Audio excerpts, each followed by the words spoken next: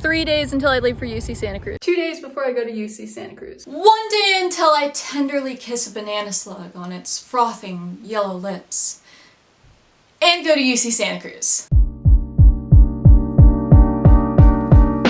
I've always loved watching people's college move-in, dorm tour videos, and now I get to make one and be in student debt, so win-win, right? Today is September 15th, I leave tomorrow, and then I move in on the 17th, and that's when the transformation will be complete. I'm obviously going to miss so much from my hometown, but it's also a huge privilege to be studying the things I love in a literal beachside forest, so yeah, let's hit the road.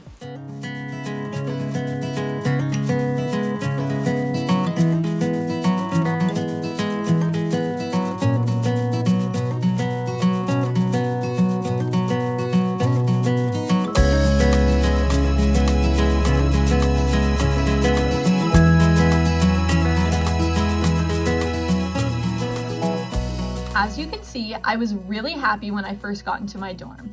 I mean, who wouldn't feel right at home in this wooden, barren, hollow jail cell of isolation?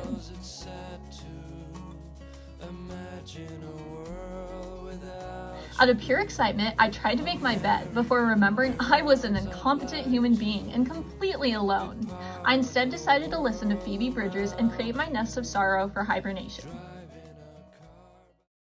But I think things got better.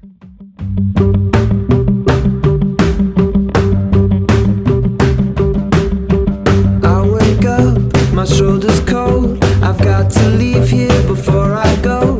I pull my shirt on, walk out the door, drag my feet along the floor. I pull my shirt on, walk out the door, drag my feet along the floor. Then I see you, you're walking across the campus, cool professor studying romances. How am I supposed to pretend I never want to see you again?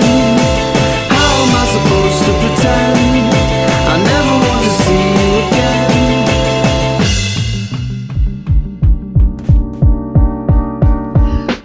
Oh, hey, welcome to Slug Central, baby.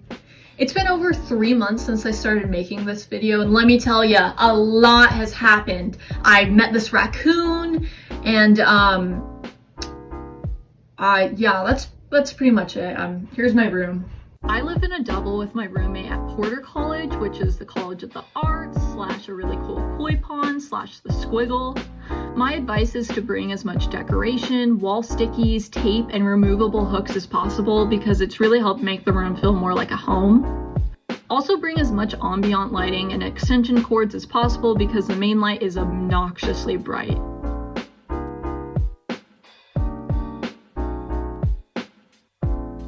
Having snacks in your dorm room is a must, and having a fridge and microwave can really come in clutch when you want to eat, but you don't want to walk to the dining hall in your Sammy the Slug slippers. It gets chilly for sure, but the weather here is not as cold as you would think it'd be at a beach town, so bring a variety of long sleeve and short sleeve stuff. Also bring some sort of hiking shoes or shoes you aren't afraid to get dirty, considering that most of the parties here are literally out in the dirt. Basically, I'd recommend overpacking as opposed to underpacking because the room really just has the basic furniture and not much else, not even like a Garfield plushie, which devastating, I know. But yeah, that's my room. So far, UC Santa Cruz has been a lot of walking, a lot of busing, a lot of wildlife, lots of beaches, lots of forest parties, and a lot of pretentious hipsters. Just kidding. Kinda. There's really a place for everyone on campus. It just depends on which college you live at, which is why you really need to research them and their differences. Cal and Stevenson are like the gym bro party colleges. Crown and Merrill are really quiet and full of lots of hills. Colleges 9 and Lewis are really beautiful and new if you're really picky on where you live. Rachel Carson is like suburbia. I have no idea what Kresge is. And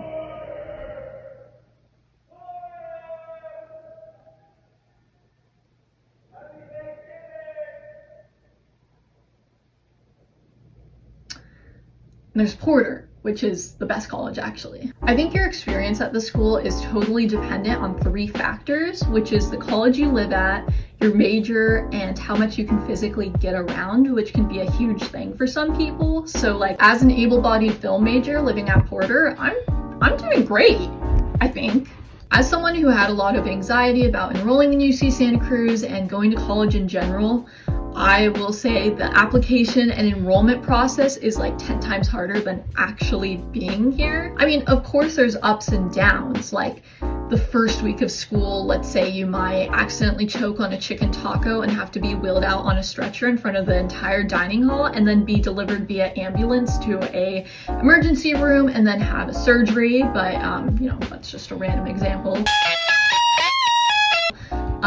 And then the last week you might be crying, hugging your friends goodbye. So ups and downs. If you have any questions, feel free to comment them below. I know I only answered the main question, which is and the answer is very sick. So yeah, ollie outie slugs.